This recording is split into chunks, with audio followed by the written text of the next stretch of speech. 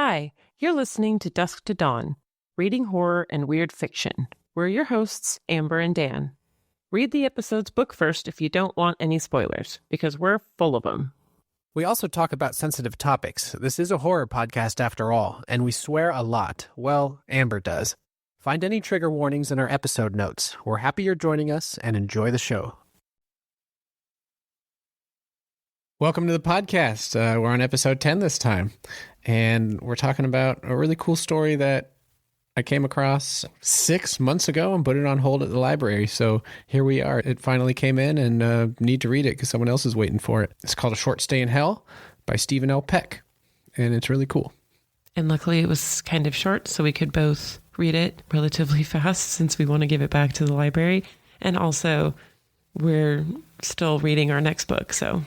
Yeah, we had mentioned in the last episode for Carmilla that we were either going to read this or Only the Good Indians by Stephen Graham Jones, and we went with this because it came up at the library, and we only have a certain amount of time. But we will be talking about The Only Good Indians. Yes, we will be talking about that in the next episode.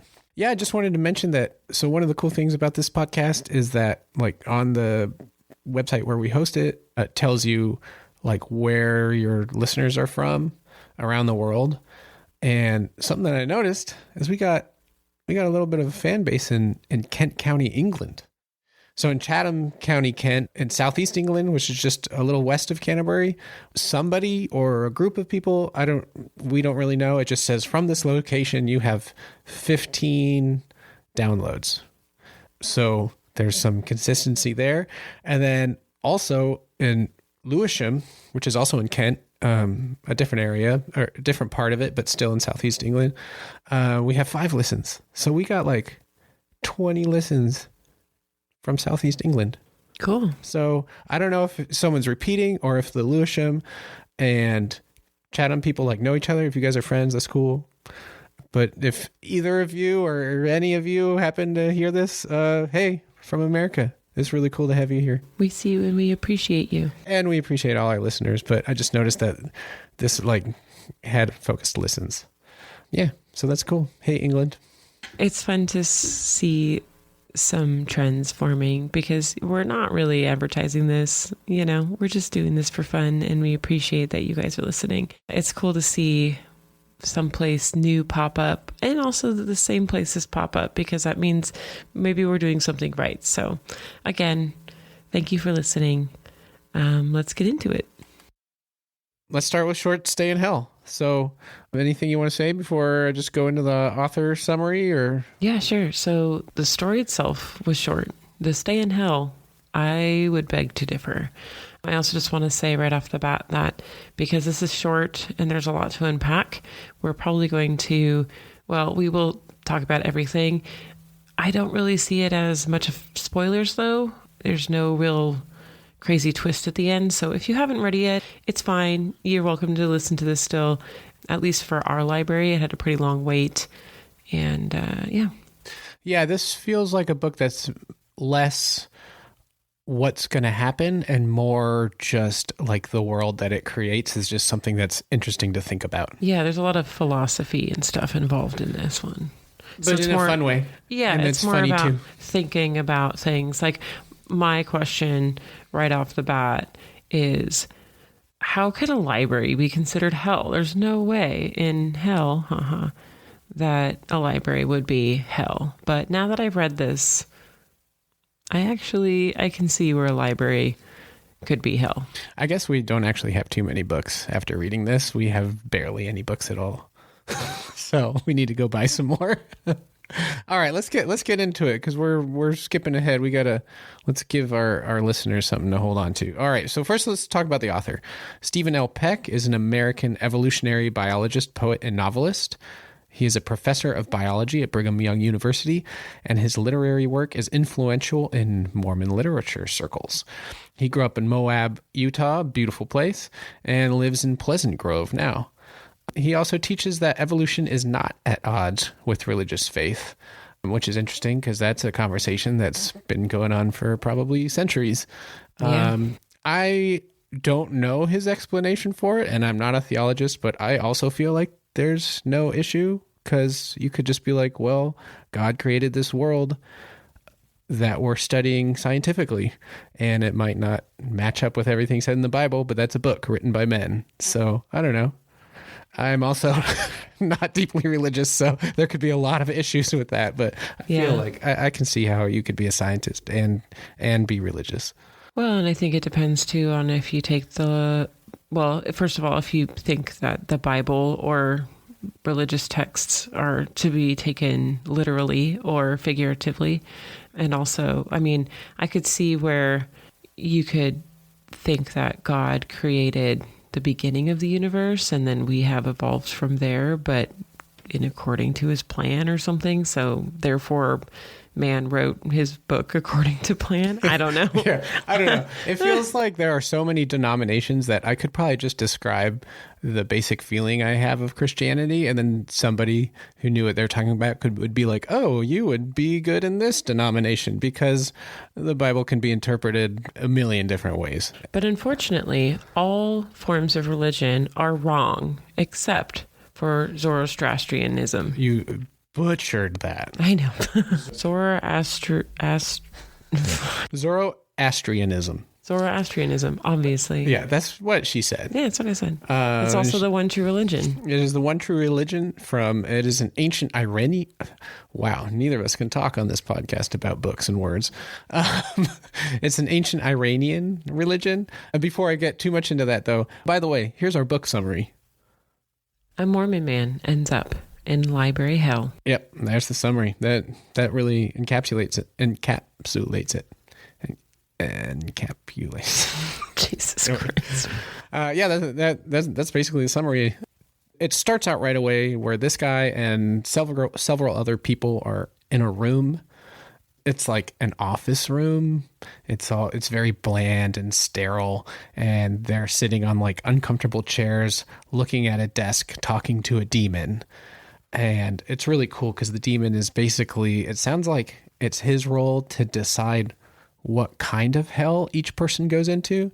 But during this moment, there's, the people that are there are from different religions and backgrounds. And we discover that like one guy's Christian and he stands up. He's like, I accepted Jesus as my savior. I shouldn't be here. This is a mistake. And the demon's like, oh, sorry. The real true religion is Zoroastrianism, which is an ancient Iranian religion, which has a creator deity by the name of Ahura Mazda. He's the god of the sky. It's a dualistic cosmology of good and evil, which makes sense why, this book would have a version of hell, although it's quite different than the Christian hell we read about and learn about. Founded in Iran around the 6th century BCE. At least that was when it was first recorded. It could have been around much longer. And one of the things that's really cool is, so the moral precepts of the religion are good thoughts, good words, and good deeds. And when I did like a little Reddit search of like, can somebody like tell me about this? The top post, which means it's, an authoritative yes, information, but it sounded good and people liked it. So according to this person whose name, I forgot what it was, but it was something like Iranian person. Maybe not that direct. This is great. Wow. They clearly are going to be the most educated on this subject because they are the Iranian person. I go only for Reddit. Deep research. All right. So he says, this person says, I shouldn't gender them because I don't know. There is good and there is evil. We have free will and thus can choose what side to aid. Unlike other monotheistic faiths, you do not need to accept Ahura Mazda as your Lord and Savior or submit to him. If you have lived a righteous life and have done good, you will be able to enjoy paradise. If you have lived a life of villainy, whether or not you're Zoroastrian, you will not be rewarded with paradise, but instead will receive comeuppance for your vile deeds. When we're in that first room, we hear from that man who's very obstinate about how he picked the right religion, and it's like, no, sorry. But then there's also the atheist woman who's kind of meek, and she's like, I know more about bees than God. And I liked that part. Oh, and it's great. And then the demon's like, oh, I have a perfect idea for you. And he like snaps his fingers and she disappears. Yeah. So It really seems like this demon is deciding what kind of hell to send people to. And oh my God, going to be hell does not sound fun. But my point, or my question then, I guess, is based on what you're saying about the religion, she shouldn't necessarily be in hell just because she doesn't believe in the correct religion or any religion. If she was a good person, which it seemed. Yeah. I mean, I feel like, so our main character is Mormon, and then we have this bit about how like, oh, you guys are wrong. The one true religion is Zoroastrianism, but not to lead you astray. You don't need to like study up on that to understand the references in the book. I feel like that's more of the argument there is like, there are so many religions and only one can be right. And so it's just, I think it's more almost like a comedic thing of like, oh no, it's actually this ancient Iranian religion. That's the one that was actually right, which is something I think about a lot, right? Because only one can be right, or none of them are right? Yeah. But, gives not off, everyone can be right. It kind of gives off Hitchhiker Guide to the Galaxy vibes, like the comedicness of like, you know, the world's coming to an end in that book, and it's a joke, you know, we're building a highway and Earth's in the way. I kind of feel like this is the same thing in a completely different sense, but just it has that touch of humor, which brings me to a quote I want to say just as to give you a sense of like how the humor in this works. And this is the demon who's explaining how the devil is not in charge of hell, but it's actually God. How can you think God would let something like hell exist if he's really in charge of the universe? Sheesh. Running a hell is an art of such imagination and brilliance. How could anyone but the wise God of judgment be in charge? I just love that. I'll follow up your quote with another quote. Ooh. And then it'll kick off the story. So we have battle. A quote battle. So like the different people are being whisked off to their different hells. And one other detail that's great is like they're in this sterile office environment, but then there's like a big bay window to the side, and through the window is just like a scene straight out of Dante's Inferno. It's like people crawling out of a lake of fire and demons like, you know, picking them up and scratching them and throwing them back in the lake of fire with a stick so they don't get out. And there's a great line, I'm not gonna look up the exact quote, but essentially someone's like, you know, they're like looking out the window real nervous, and the demon is like, that's actually just for show. It's just like they're pretend. Off in an hour. They'll have a break. So we get to the demon gets to, you know what? I probably shouldn't say demon because I don't know if that's what it is. He has a name. It is a Yazata. The literal translation of Yazata is worthy of worship or veneration. So he's more of a minor deity. His name is Xandern.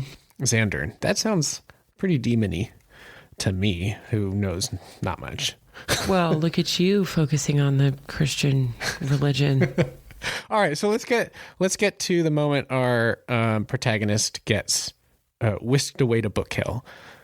A few more questions, a few more taps. Some of the others A few more questions, a few more taps. Some of the others begging, some silent, but one by one the people disappeared until one man remained sitting on his chair. Well, last the best of all the game, hey? Soren Johansson died of brain cancer. Died young, only 45. 4 children. Well, I'm sure they'll miss you. Looks like you were a good husband, good father, not a bad Mormon. He smiled. You would have made a good Zoroastrian. Now, what hell for you? Let's see. You like to read. In fact, it seems you loved books. Interesting. Suddenly, the demon looked up. Bye. And so it began. I guess he is a demon. Boom. You know, I just imagine him kind of snapping his fingers, and we're in book hell. What is book hell? What is book hell? Oh, my God.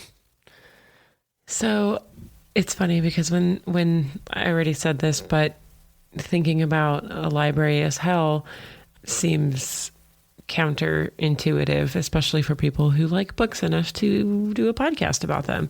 But at one point, a character named Larissa brings up a really good point, because the way that this hell exists is that there is every combination of symbols creating all these books.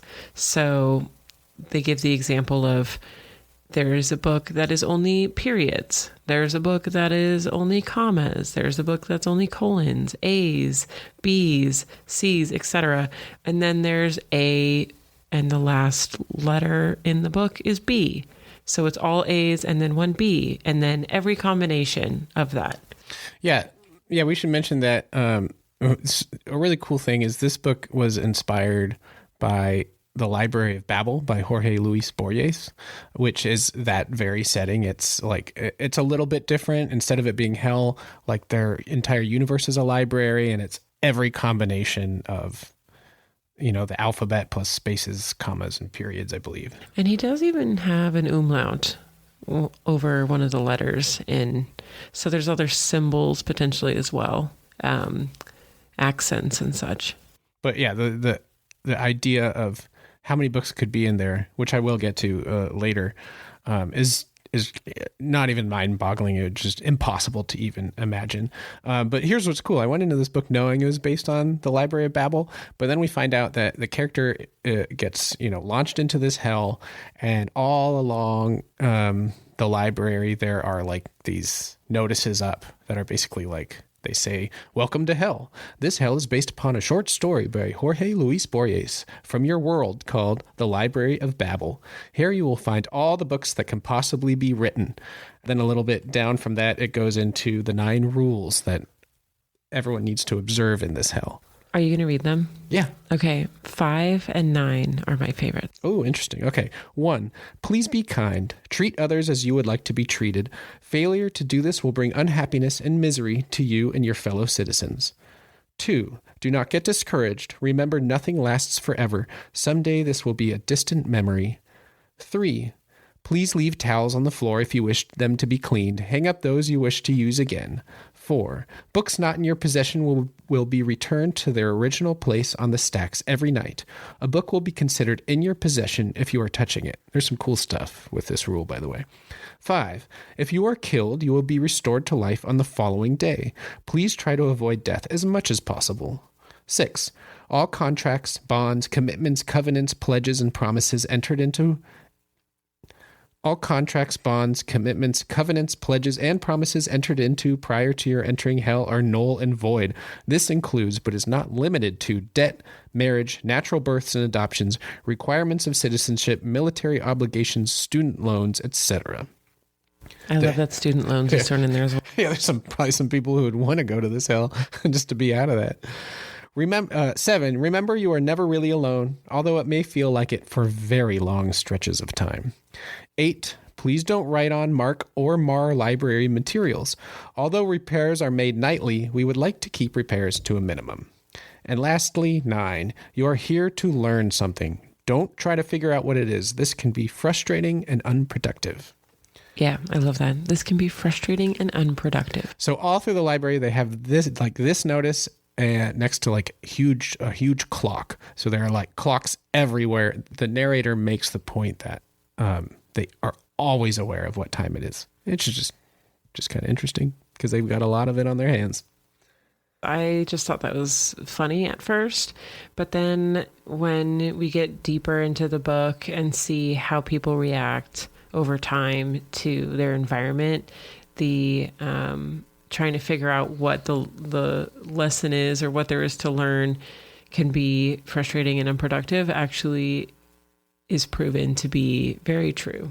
Where he, spawns in this hell, doesn't know what part of the library they're at. It's basically like if you look up or down or to the sides, you just see rows and rows of sections of the library. Like it goes on to the horizon. So no one really knows, first of all, like if it's infinite or not, and if not, where the beginning might be and how far away that might be.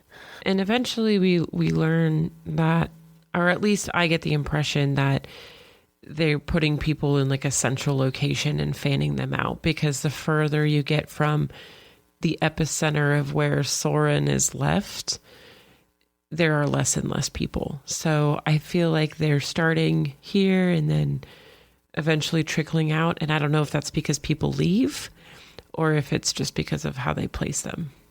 Yeah. And their objective in this hell is to find the book that exactly describes their life. And it can't have any grammatical errors or any falsities in there. It has to be exact, which is funny because it's kind of just given in that general idea. So there's conversation about like, does that mean every second of our lives? Is it from our perspective? Is it from someone else's perspective? Like, what does that look like? But then those thoughts almost evaporate once they start looking through the books on the shelves, which are complete gibberish. Yeah, it's chaos. Chaos in symbols. And It's like Finnegan's Wake, I guess. Oh, yeah, I guess. Is this so Finnegan's Wake inspired the Library of Babel inspired A Short Stay in Hell. Thanks, Mr. Joyce. Hold You've on. done it again. Sorry, now I have to see which one came out first. Finnegan's Wake, 1939. Library of Babel, 1941. Oh, look at that. Maybe like Borges is just like blasted through Finnegan's Wake and is like, I'm going to do something crazy with that.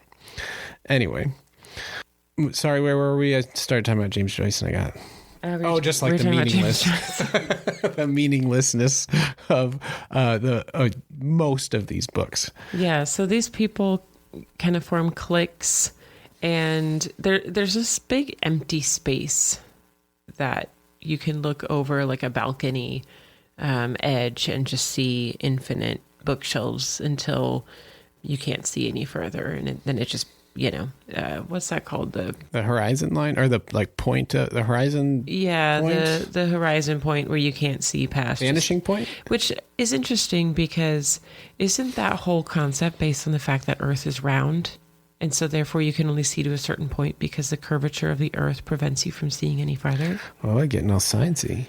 Yeah, well, this book's going to do that. But anyway, so they do mention that there is a opposite side, so they can see on the other side of this opening, cavernous hole, endless drop, whatever you want to call it, that there are people on the other side. And they're like wild people who seem to not create any order in their life.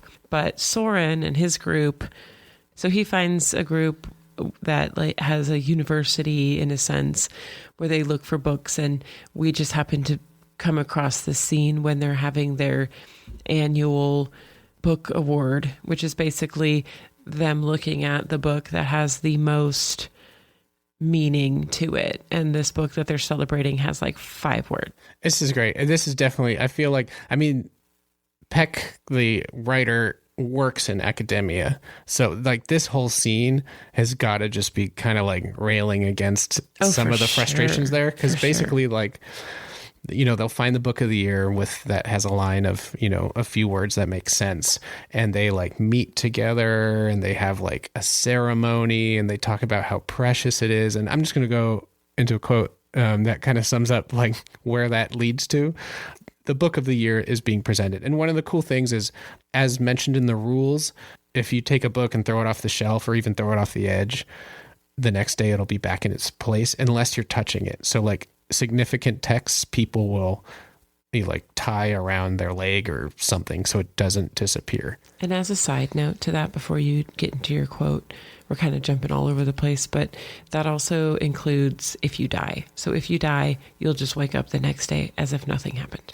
Yeah, there's this time in the morning. He says it's like, I don't know, say it's around 4 or 5 a.m., but like it's impossible to stay up all the way through the night into the next day because there's this time in the pre-dawn where hell resets, basically. Yeah. Hard reset. Yeah. So we're at the university and this book is shown, right? So for this ceremony where they're looking at this book and giving the person who found it their little award ceremony, she opens the book and reads the sentence. And the sentence is, "The bat housed again 4 leaves of it, period." Yep, that's what they found in here. That's the most significant text. So into the quote. And this is a group of people. Like there's a lot of people looking do all these Yeah, books. this is a big event, right? And I could see that makes sense, right? Let's find out what significant book was found. But that line was it. The rest of the book is gibberish. So then during the ceremony, they say, first note that the text is a complete sentence. Significantly, it begins with a capitalized article and ends in a period. Notice the subject, bat, and the verb, housed, refers to 4 leaves, and we find out that they belong to of it. Never before have we found such a perfect example of a complex sentence. Stu Sand is to be highly praised for finding this year's most significant text. Its location has been memorized by all here, and I think there will be many who will want to visit the site of this book and ponder its meaning. Thank you again, Stu.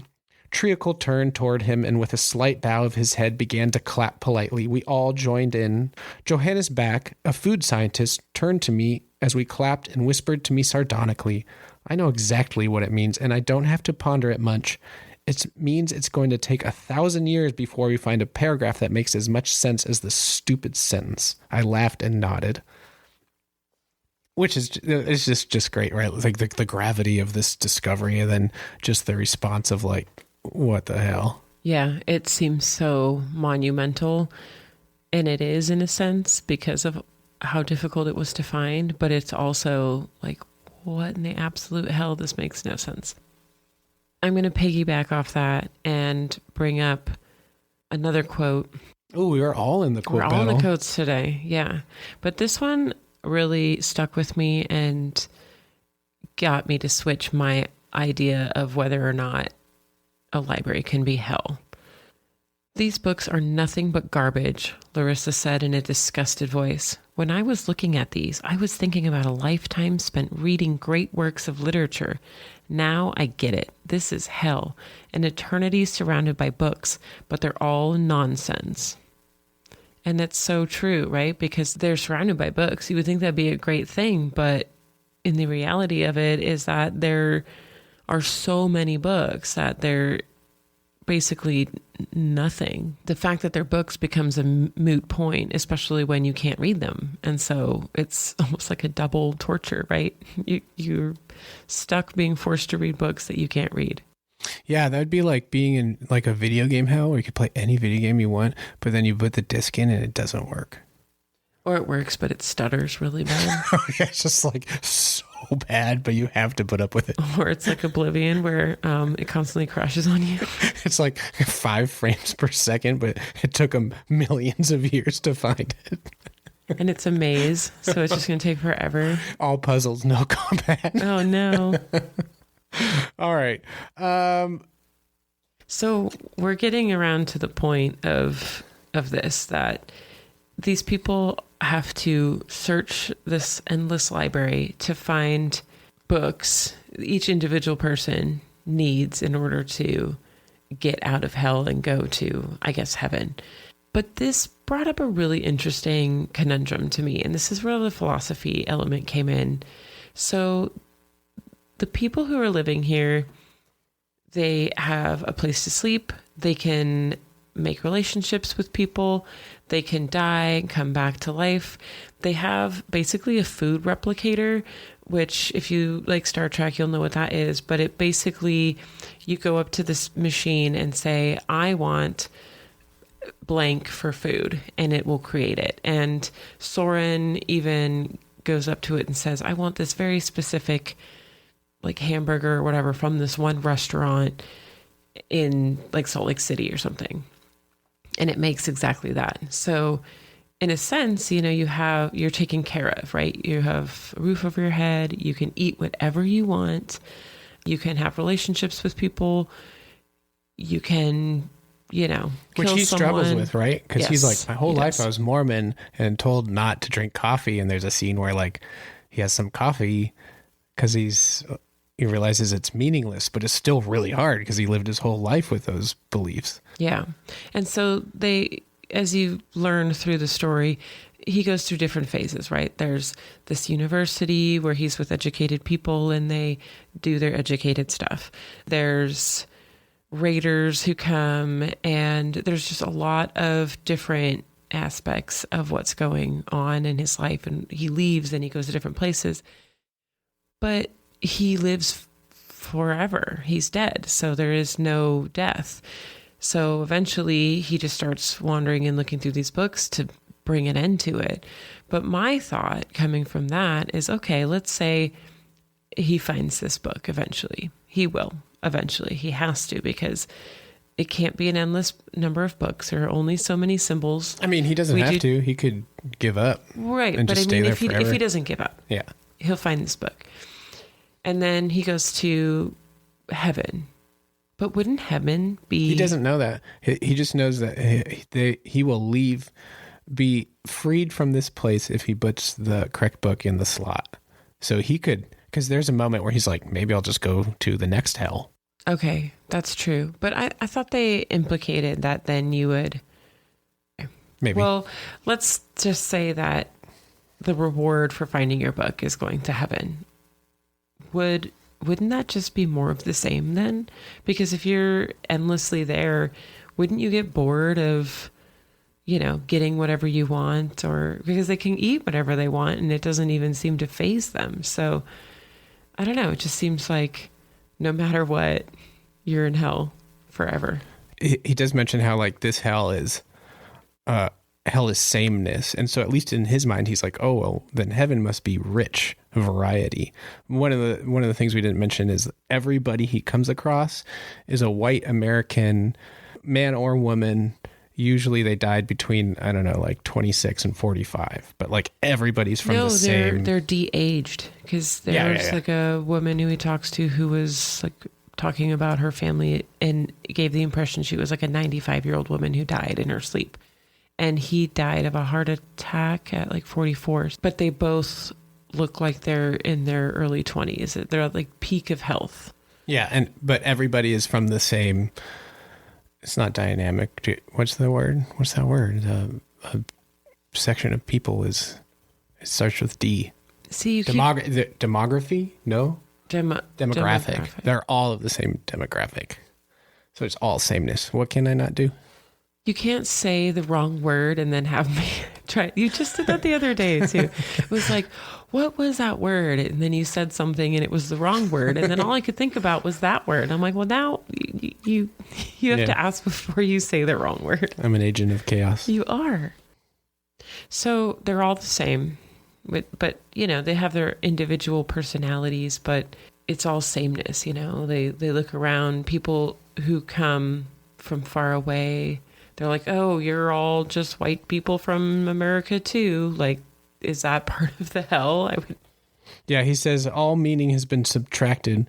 We don't know where anything comes from or where it goes. There's no context for our lives. We're all white, equal ciphers, instances of the same absurdity repeated over and over.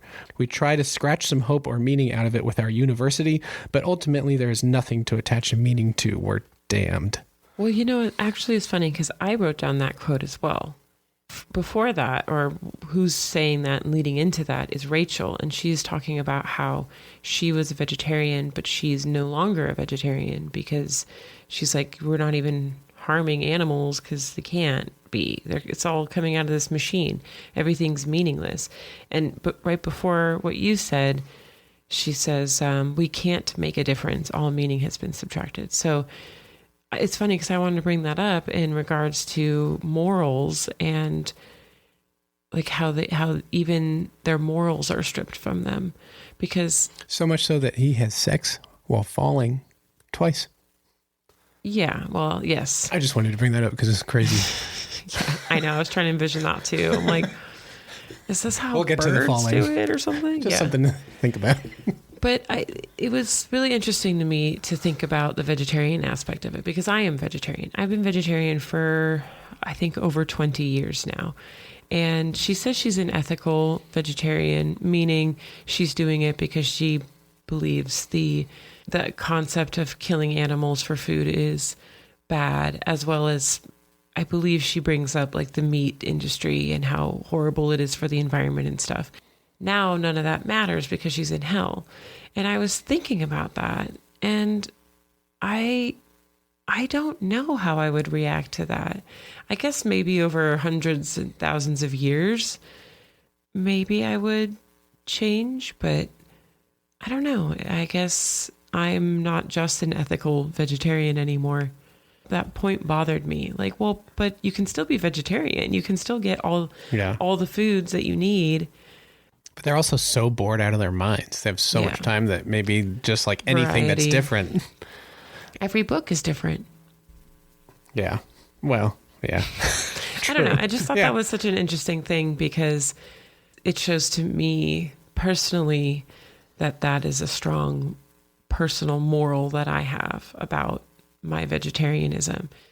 And to see that someone else just flippantly being like, well, whatever. I'm in hell now. It doesn't matter. Well, it just brought up an interesting internal point. Did you have any moments like that in reference to this book? Obviously not about vegetarianism, but do you have any weird moments of... Let my brain process for a second.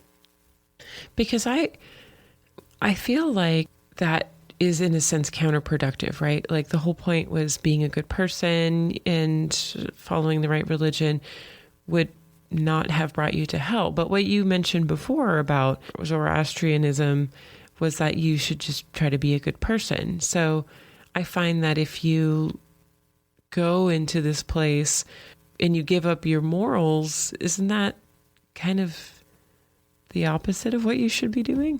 Yeah, I mean, I think what struck me was kind of similar to what you're saying is just you get to this hell and you realize that a lot of what you thought about in your previous life and the way you lived your previous life doesn't apply here. And you're even explicitly given permission, like, your marriages or in your debts and all. I mean, people probably weren't upset about losing their debts, but one of the things that happens to the character is he gets in a couple of relationships. And at first it's difficult because he's like, I just died. I was married for 20 years or whatever it was. And so he feels like, he's cheating on his wife in a way, but he's also going to be there for near eternity and has to like connect with people. He seems to get over that pretty quickly. Yeah. He doesn't fight it too hard. And I'm not saying that in like a, God, what a jerk, but I think that realization comes up because he's like, oh, maybe I'll find my wife. And then it's just like, yeah, right. You can't even find this book. There's the chances of her even being in the same layer of hell. I guess just that thought that like not everything I knew is wrong, but this is very different than what I expected, and just living with that. But then again, if you're there for potentially hundreds of thousands to millions of years, you will eventually get over that because you have to adjust to your new hell. That philosophical thought is, I don't know, something that I've been chewing on. And I think that's a big point of this book, is to mostly give you food for thought. One thing I noticed when I was looking back, the prologue is where we see Soren in the room with the other people who are sent to different hells with the guy who's the Christian. Dan gave the quote about him leaving, and it says, suddenly the demon looked up, bye, and so it began. And right after that, I didn't notice this before, it says, I found this book around the 23rd to the 439th power day of my stay in hell. How odd to find a book that looks as if I wrote it. So even this prologue is used as an example of like, he found a big piece, but it took 23 to the 439th power days, which is, I can't even. I don't know, mind-bogglingly enormous. There's a scene to like stick on that note for a second, where he finds like an esteemed scholar that a group sends him up to. They're like, oh, go 25 floors up. There's a discovery, but they're like, the people he finds are all crying and they're just miserable. He's like, what the hell's wrong with you guys? And they're like, just go talk to the guy. So he goes up to this guy, and basically the dude's like, I figured out how many books are in here. So how many are there? I asked. Is there a finite number? This was one of the most discussed questions in hell. Our university, despite some people trained in calculus, had no one versed in probability theory. Had he really calculated the number of books, which was generally believed to be finite but very large? I could feel my excitement growing. How many? I asked with a little more tension in my voice, realizing the implications of what I was asking. 95 raised to the 1,312,000th power. That's a lot, right? You don't understand. In our old universe, there were only 10 raised to the 78th electrons. You mean there are more books in this library than there were electrons in our whole previous universe? Way more. Yeah, it's crazy. It's an impossible thought, but I guess when you have eternity, you're going to find it eventually. I mean, because I think every person at some point is going to give up on making relationships, trying to conquer other people, trying to find meaning in this, and just become the zombie that is searching through the books. And he very clearly points out that that's what he does. At the end of the prologue, he says, "After this long, I am not bitter. I barely feel it all. Now I only search." So he becomes this just nothingness almost in and like of himself. Computer processing power at the end, Yeah. right? So speaking of, so like he meets people, he goes to the university, he's looking around, but then Dire Dan comes around. Dire Dan. Dire Dan. I think I might take that as a nickname. I like that. You should. That's a good one. So Dire Dan had a vision. He's, one of the people here. And in this vision, he is told that he needs to make sure that the people in this hell are actually suffering. That, like them wandering around looking through books is not hell. Hell is physical and mental torment. And he says this is because God spoke to him and told him this, right? Yes. He's a prophet. Yes, he did have this vision. And so he ends There's up... always a prophet. Always a prophet. And this one's not a good one. They usually aren't. So he basically, starts essentially a cult of raiders who go throughout the library and capture other people and commit atrocities against them, because for them, their redemption will be through like inflicting hellish torment on people. And that ends up happening to our protagonist. He gets captured. Him and this person, Rachel, who he has like 1,000-year relationship with or something like that. They're together when they get run down by the raiders. And she's like, I love you, see ya, and just jumps off the side and starts falling because she doesn't want to get captured by these fools. But he does. And he gets captured. He doesn't want to be captured. Oh, yes. And this was one of my favorite parts in the story for sure. So essentially what happens is like he gets clubbed over the head, and then every morning he wakes up and he, like within 6 seconds, he's clubbed over the head again and killed.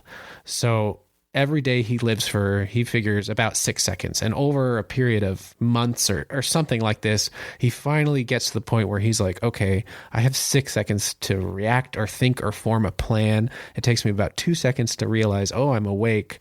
So I have like 4 seconds each time to start formulating a plan. And over many of these beatings, he eventually comes up with a plan to just like, he wakes up and just rolls out of bed real fast.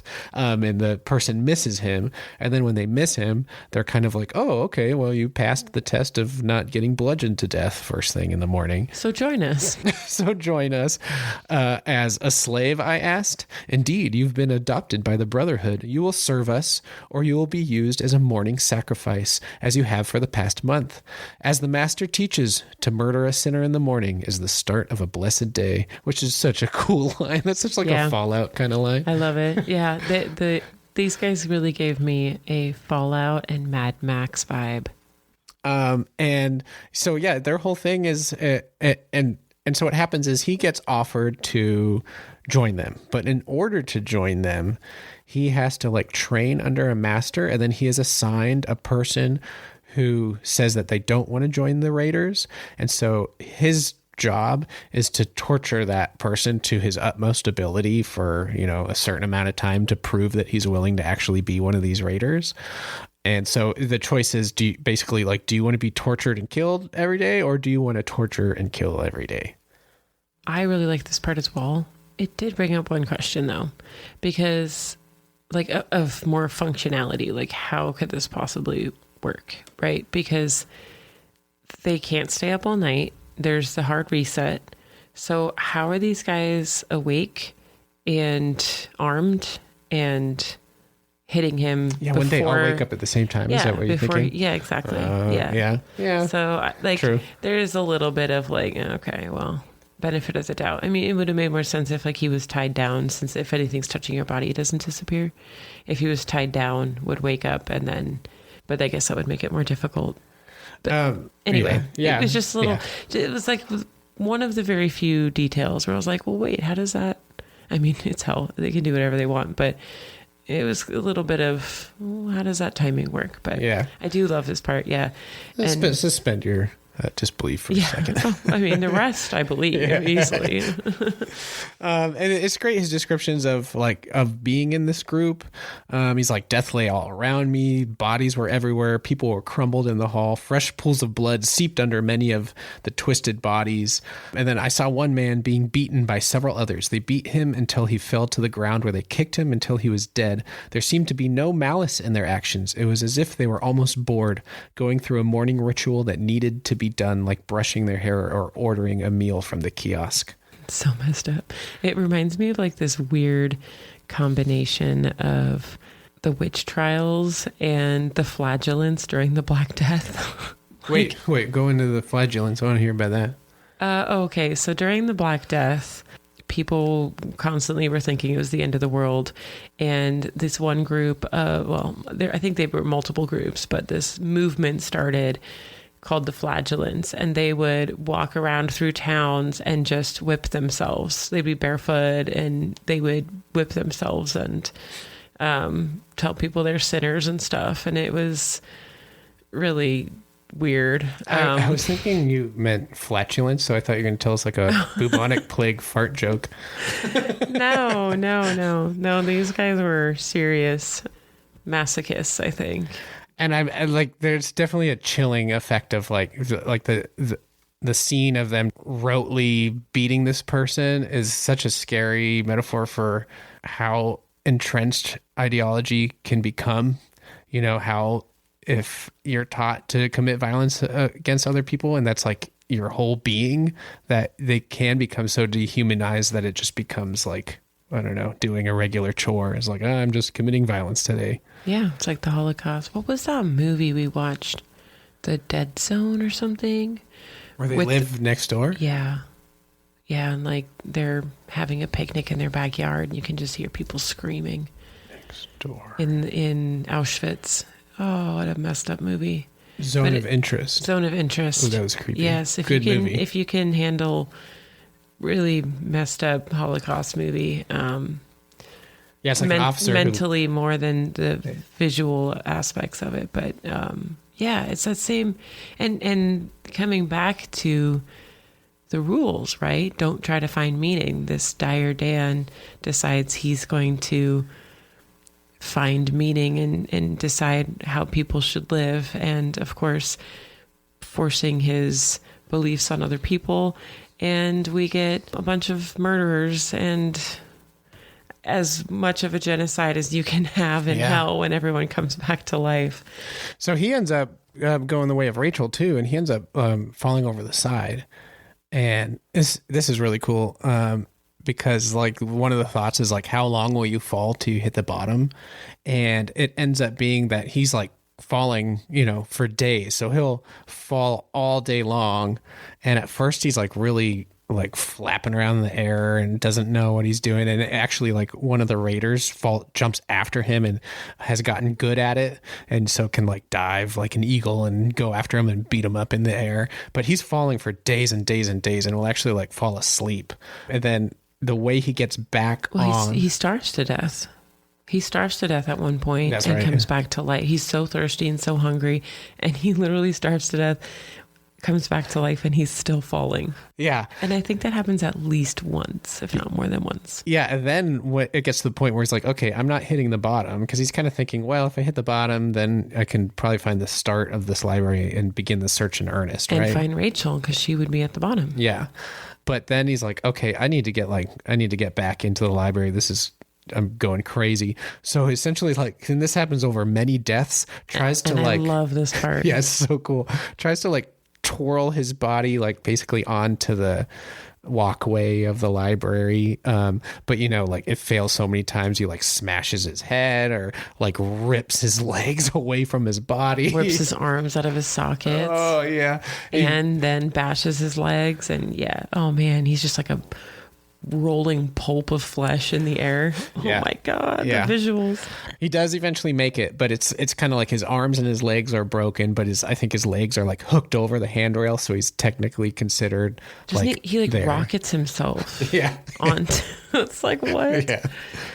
And then he lands and he's all crumpled, and this guy walks up to him and he's like, oh, how long have you been falling? And he's just like, and he's like, do you want me to kill you? And he's like, please. So he kills him and then wakes up the next day and talks to this guy. But like, what even? And he's figuring it, like, while he's falling, he's like, okay, so I'm probably falling, I don't know, it's like 120 miles a day or a minute. I thought it was 120 miles per hour. Probably. Not a day. That would be a pretty slow fall. But like he calculates how like quickly he's falling and the days he's been falling and like what that means for how tall this library is. So it's called A Short Stay in Hell. And I found this book while searching, good horror books to read. I don't think it really falls into horror, except the Dire Day and Raider stuff. That's definitely like quite violent, but it's a small part of the story. It definitely feels more existential weird fiction. Yeah, psychological.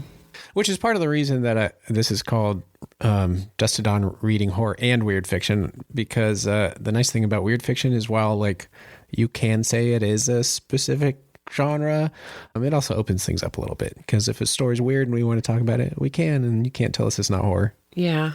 So weird fiction, from what I've read, it falls under the umbrella of speculative fiction. And speculative fiction can cover anything from like steampunk to science fiction to like cyberpunk, magical realism, just kind of all that off the wall modernism stuff. It does not actually include horror, but it does include some forms of horror. So like supernatural horror and stuff. So there's this bridge, but I feel like it's kind of the science fiction horror other category. Yeah, if you go back to our episode for Song for the Unraveling of the World by Brian Evenson, who was also Mormon, but excommunicated by his own choice or by agreement, mutual excommunication. But that's definitely squarely within weird fiction and horror too, but just not giving you the answers that you want and just keeping you kind of unsettled. The idea here, so last time I gave a whole spiel about Gothic literature, what the expectations are from that genre. And I think the difference here, or like what you could say weird fiction's aim is to inspire some form of awe in an unsettling way, or just make you really think about things that seem so out there, like the whole concept of morality that came up in this book that I didn't really anticipate, for myself at least. And just keeping it weird, I mean, hey, we're in Portland, keep Portland weird or whatever. You can apply that to so many different things. And that's kind of the beauty of weird fiction, is it can encapsulate so much and pull in elements from all over. It's kind of like just calling something fiction. There's so many options. Yeah. This is definitely not a horror book. There are some elements, like you said, violent elements, but it's existentially horrifying. Yes. But not really in a horror genre way. But and really, I mean, think if he starts his search. So like at the end of the prologue, he's like, I've started my search in earnest. So based on, I mean, I have no idea how long this will take, but considering it's more than the number eons, of more than eons. Yeah, that's great. How long until you started in earnest? Do you think it would take you, even though there's like no way we could tell? And I don't think I could jump off that railing. I don't know. That sounds really scary. I think I would have just started right away. I mean, like where you were? Yeah. And just, I mean, okay. So part of the thing, which I don't think we've mentioned, is that everything that they do, feel, read, they instantly memorize. Which is another inconsistency, because they also make a big point of finding the beginning. So if they have a perfect memory, they would know where they started, right? Well, I think they mean the beginning of the aisle.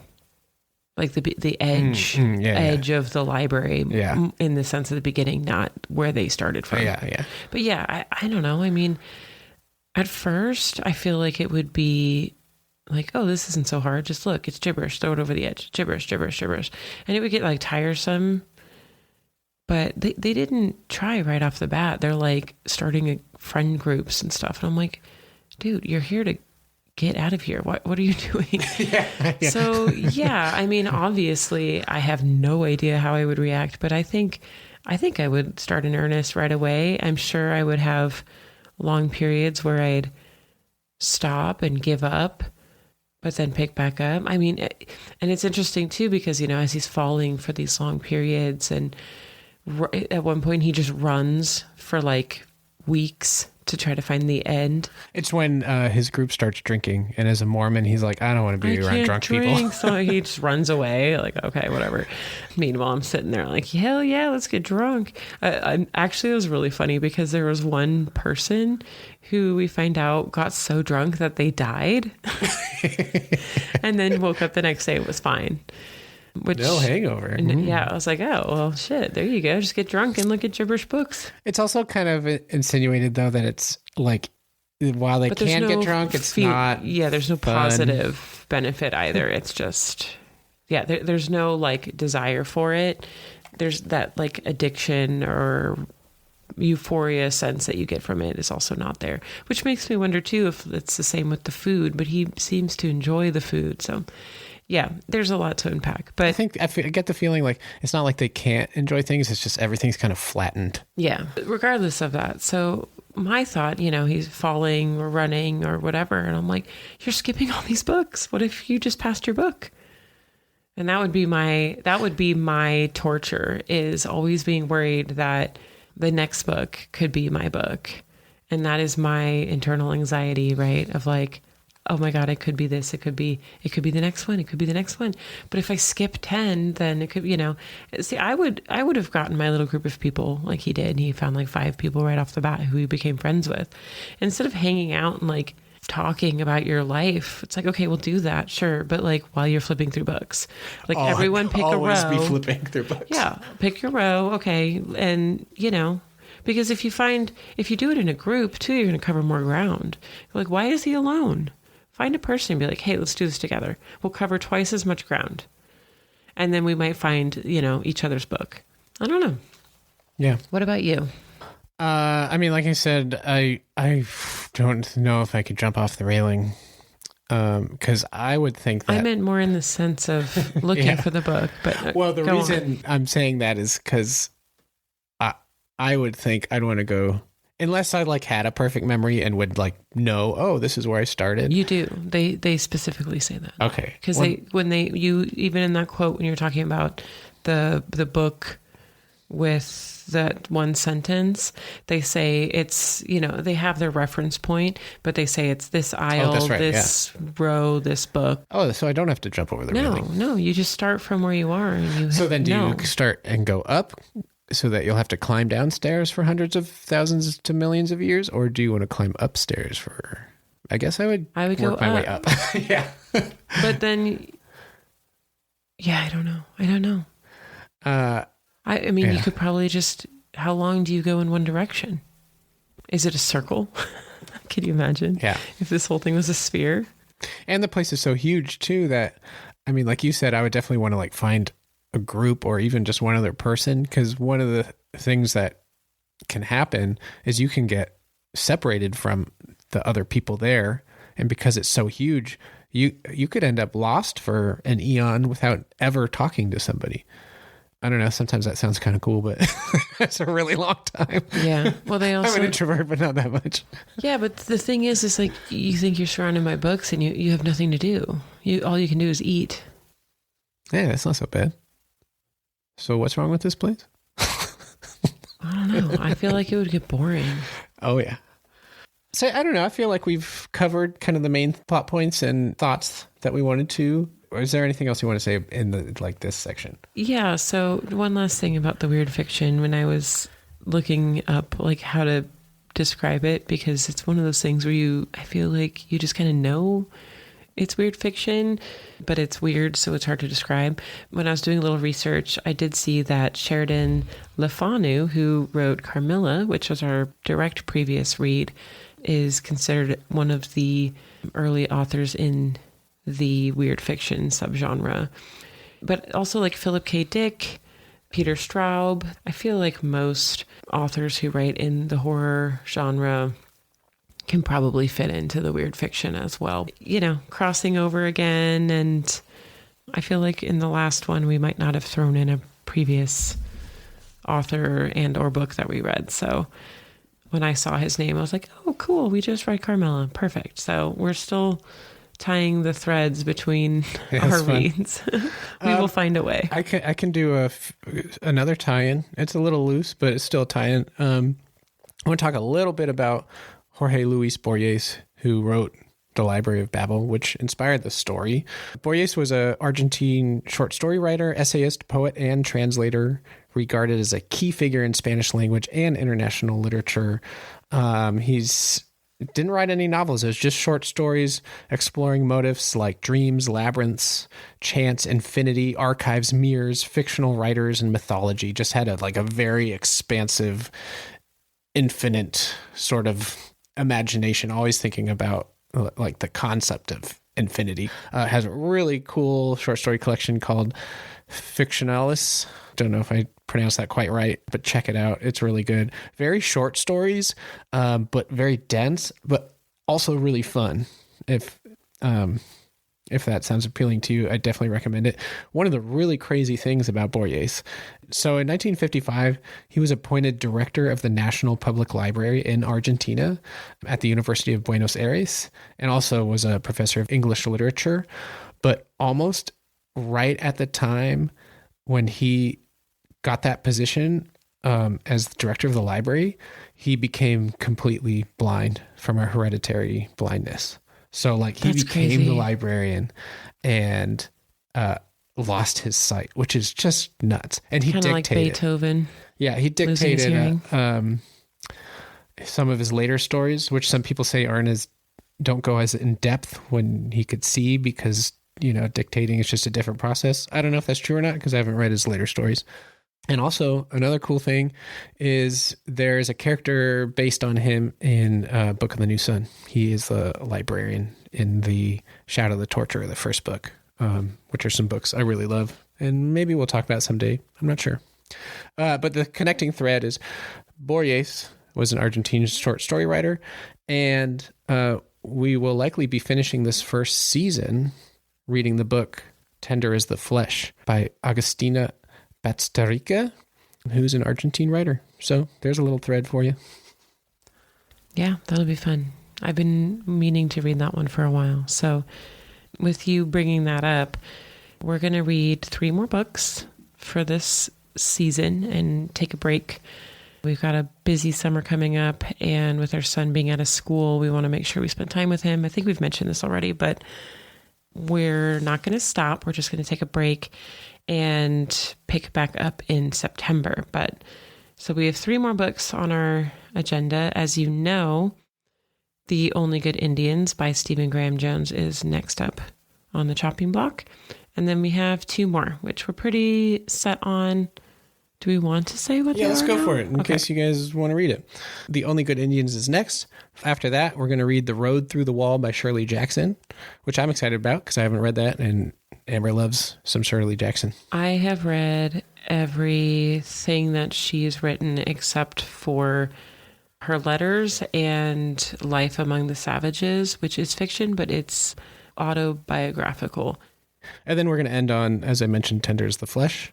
And that will be book 13, very spooky. Ooh. And then we'll cut off season 1 and see you guys again in probably September. Yeah, I think we're going to do some weird fiction in September. And then, of course, in October, we're going to do some serious horror. I want to do maybe a slasher and a Halloween-themed book. We'll see.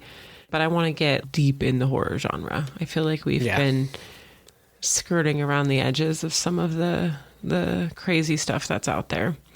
And then we'll go from there. Maybe we'll do like a Christmas slasher. That would be fun. Ooh, that would be fun. So we need to talk about our overall thoughts.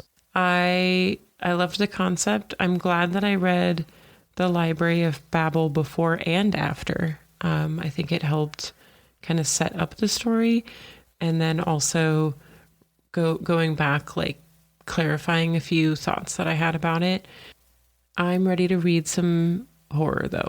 Like I want descriptions of people dying. And they don't come back to life. And they don't come back to life. Unless they come back as a demon to kill other people. I mean, if we're reading a zombie book, that's great. It's been a minute. Someone write a really good zombie book, please. It's been a while.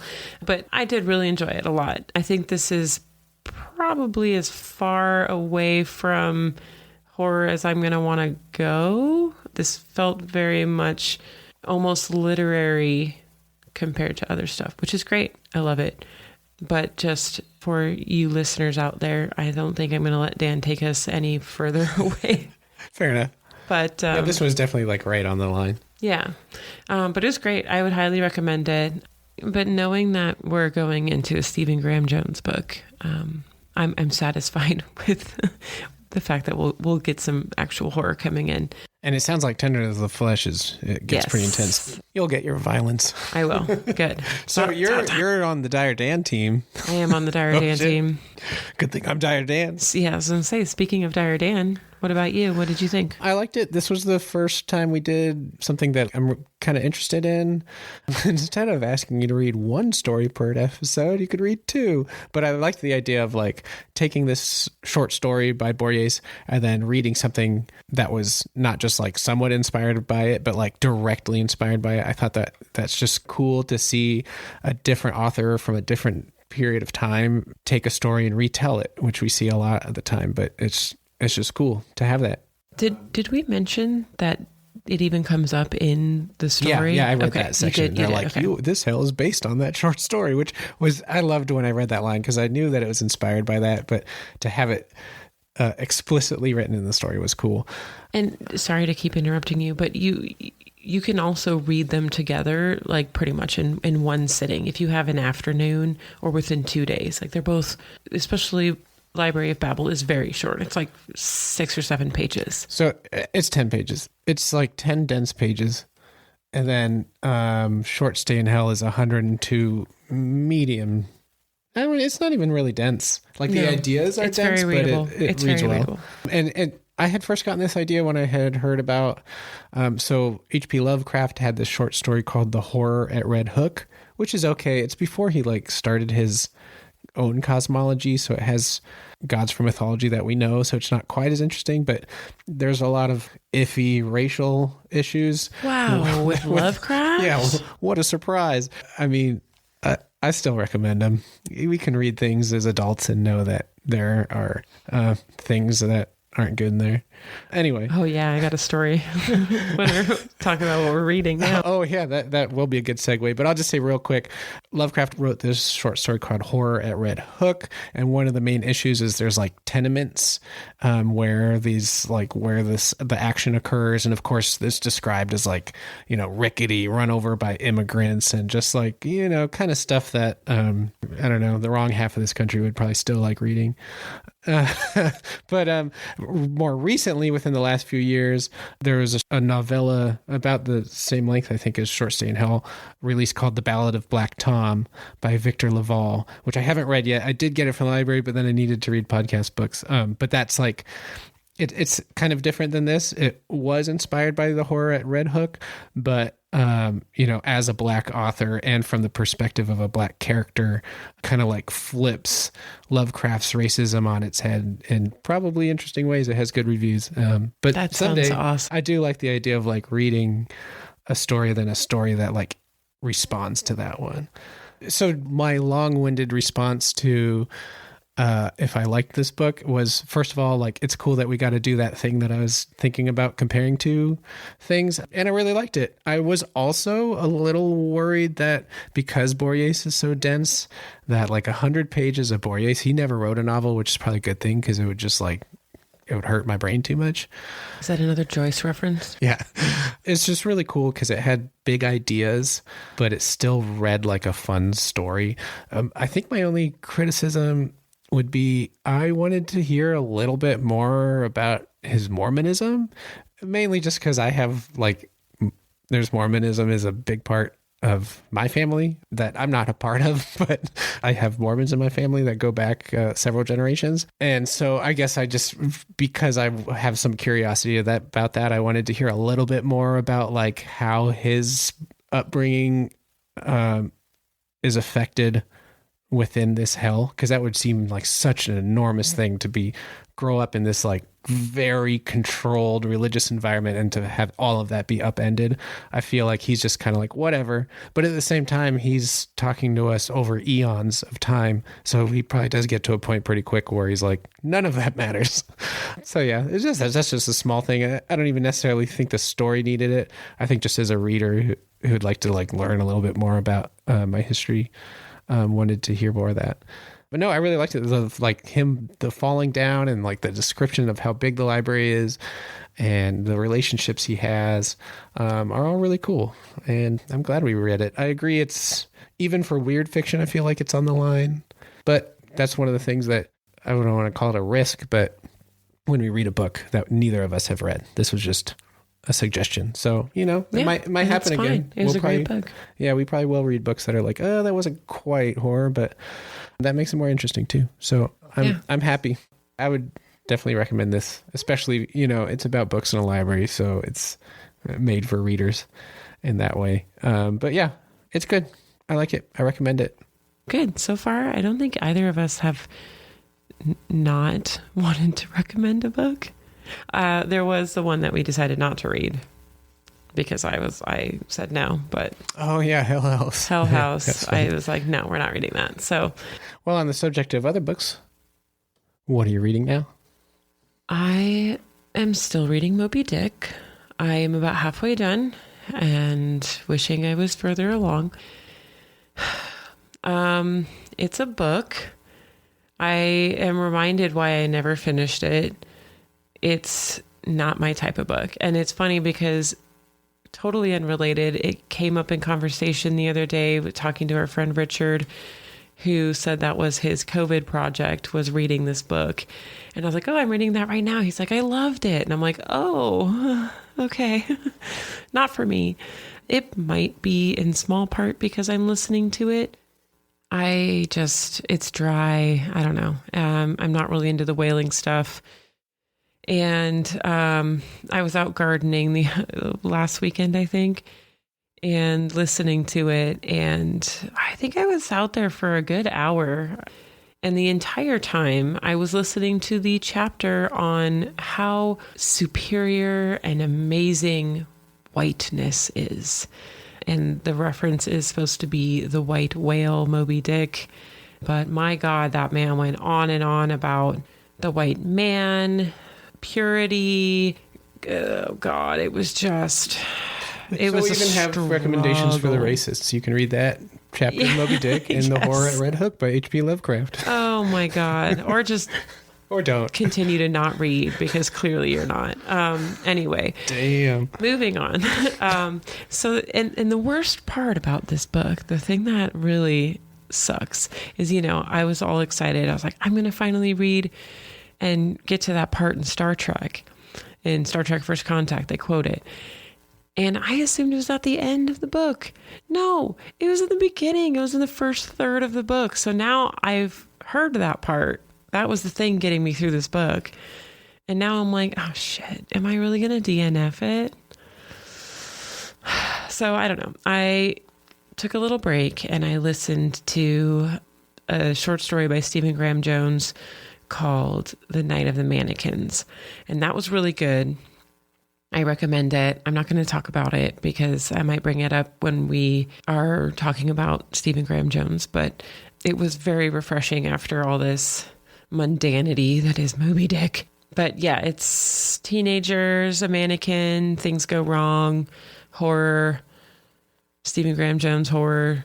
And honestly, that's it. I'm still very deep in oblivion.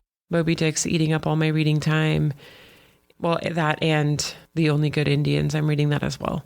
But that's it. That's all I got. What about you? Wow, you sound like me. I'm reading Moby Dick, man. Come on. What are you reading?